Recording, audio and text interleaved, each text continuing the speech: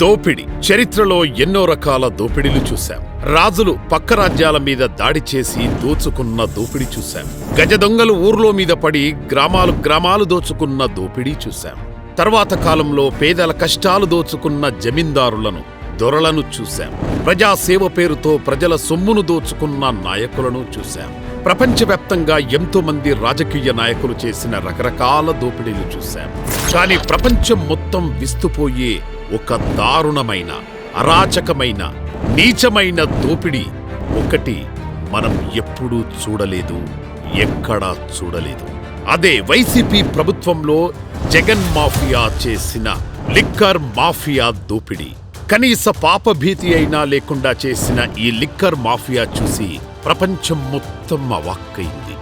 ఈ liquor mafia అమ్మిన నకిలీ మద్యం తాగి లివర్లు పాడై చనిపోయిన ఎంతో మంది అమాయకులను చూసి, ఇంటి పెద్ద దిక్కులేక అనాథలైన కుటుంబాలను చూసి కన్నీటికే కన్నీరొస్తుంది.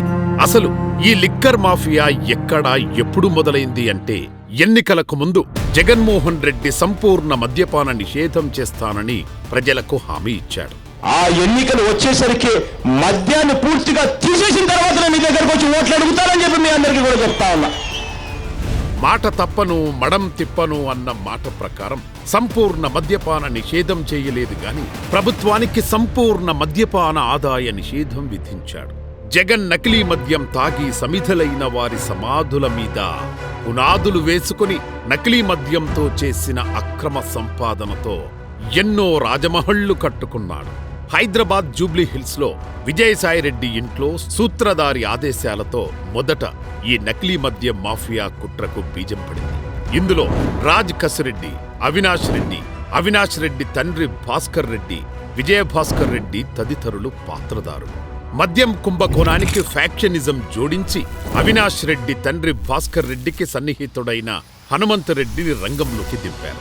హనుమంతరెడ్డి మద్యం కంపెనీ ప్రతినిధులను, డిస్టిలరీ డిస్ట్రిబ్యూటర్లను తుపాకీతో బెదిరించి చాలా కంపెనీలను తన బినామీల పేరు మీద మార్చుకున్నారు.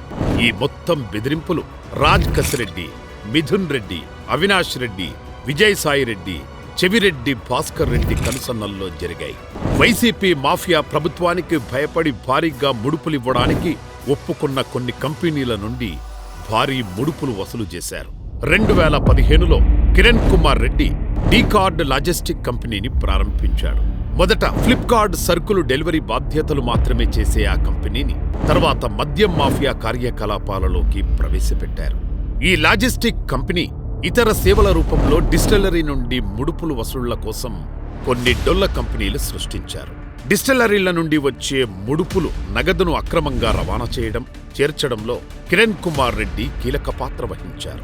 రాజశేఖర్ రెడ్డికి చెందిన ఈడీ ఎంటర్టైన్మెంట్ కార్యాలయాన్ని అద్దెకు తీసుకొని ముడుపులు వసూలు కేంద్రంగా మార్చారు.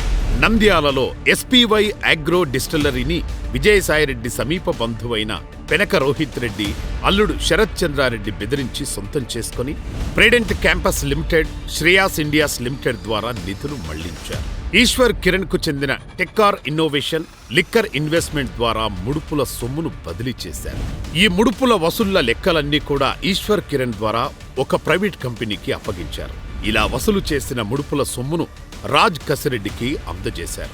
రాజ్ కసిరెడ్డి ఇలా వసూలు చేసిన లిక్కర్ మాఫియా డబ్బు మూటలన్నీ అసలు సూత్రధారి రాజమహల్లో నేలమాలిగల్లోకి చేర్చేవాడు. ఇప్పటి వరకు జరిగింది కేవలం లిక్కర్ కంపెనీల నుండి వసూలు చేసిన ముడుపులు 3,300 కోట్లు మాత్రమే. అసలు జగన్ ప్రభుత్వంలో జరిగిన ఘోరమైన లిక్కర్ మాఫియాలో దోచిన 99,000 కోట్లలో ఇది కొంత భాగం మాత్రమే. ఈ లిక్కర్ కంపెనీ నుండి వచ్చే ముడుపులకు తృప్తి చెందని అసలు సూత్రధారి అసలు నకిలీ మాఫియాకి తెరలేపాడు. అసలు రెగ్యులర్ మందు బ్రాండ్లను బ్యాన్ చేసి స్పిరిట్లో రకరకాల రంగులు కలిపి రకరకాల బ్రాండ్ల పేరు మీద రకరకాల మద్యం బాటిల్స్ తయారు చేసి ఆ మద్యాన్నే ప్రజలకు అమ్మారు. ఈ నకిలీ మద్యం అమ్మకాలు ప్రభుత్వ లెక్కల్లోకి రావు. ప్రభుత్వ లెక్కల్లో ఒక మద్యం షాప్కి ప్రభుత్వం ఆమోదించిన 100 బాటిల్స్ పంపితే ప్రభుత్వ లెక్కల్లోకి రాని 40 నకిలీ మందు బాటిళ్లు పంపారు. ఎన్ని రోజులైనా ఈ 40 బాటిల్స్ మాత్రమే అమ్మాలని మద్యం షాపులో పనిచేసే వాళ్లకు ఆర్డర్లు జారీ చేశారు. పల్లి బఠానీ, పూలు, అరటి పండ్లు అమ్ముకునే పేద వ్యాపారస్తులు కూడా యూపీఐ ద్వారా ఆన్లైన్ ట్రాన్సాక్షన్స్ తో వ్యాపారం చేస్తుంటే, జగన్ ప్రభుత్వంలో మద్యం షాపుల దగ్గర మాత్రం యూపీఐ లేకుండా నేరుగా క్యాష్ రూపంలో వ్యాపారం చేసింది. ఇలా మద్యం షాపుల్లో నకిలీ మద్యం ద్వారా వచ్చిన డబ్బును ఊరికి ఒక ఏజెంటును నియమించి వారికి అందింపజేసి ఆ ఏజెంట్ల ద్వారా అసలు లిక్కర్ మాఫియా నాయకుడి అనుచరులకు అందేట్లు చేశారు. ఆ అనుచరులు హైదరాబాద్, తాడేపల్లి తదితర పట్టణాల్లో రకరకాల అపార్ట్మెంట్లు అద్దెకు తీసుకుని ఈ నకిలీ మద్యం దోపిడీ డబ్బు మొత్తం అందులో దాచి ఆ డబ్బును కొంత బంగారంగా మార్చి, కొంత డబ్బును మనీ లాండరింగ్ ద్వారా విదేశాలకు తరలించి, కొంత రియల్ ఎస్టేట్లో ఉంచి మిగిలిన మాఫియా డబ్బుని ఎన్నికల కోసం ఖర్చు చేసి అన్ని నియోజకవర్గాలకు పంపించారు. ఇలా అన్ని నియోజకవర్గాలకు డబ్బు పంపిణీ చేసే బాధ్యత చెవిరెడ్డి భాస్కర్ రెడ్డికి అప్పగించారు. కేవలం తన అధికార దాహం, తన దాహంతో నకిలీ మద్యం ద్వారా 1,00,000 కోట్లకు పైనే సంపాదించాడు ఆ కనికరం లేని కసాయి సూత్రధారి. ఆ స్పిరిట్తో చేసిన నకిలీ మద్యం తాగి 32,800 మంది అతి దారుణంగా మరణించారు. ఈ 32,800 మందిది జరిగినది సహజ మరణం కాదు. జగన్ జే బ్రాండ్స్ అని తన సొంత పరిశ్రమల ద్వారా ఉత్పత్తి చేసిన మందుని ప్రజలకి తెచ్చి ఎక్కువ రేట్లతో అమ్మి ప్రజల ప్రాణాలతో చెలగాటమైన ప్రభుత్వం అండి అది. చాలా మంది ఆ రోజు మహిళలు చూస్తే ఆ ప్రభుత్వంలో అందరూ అసలు భర్తలు తాగుడికి బానిసలై తెచ్చే సంపాదన తేక ఎంతో తల్లడిల్లిపోయారండి. లిక్కర్ మాఫియా ప్రధాన సూత్రధారి చేసిన దారుణ ప్రత్యక్ష హత్యలు. అంతేకాదు, ఇప్పటికీ నకిలీ మద్యం తాగి 1,00,00,000 మందికి పైగా ఆరోగ్యం చెడిపోయి దారుణమైన దౌర్భాగ్యాన్ని అనుభవిస్తున్న దీనావస్థలో ఉన్నారు.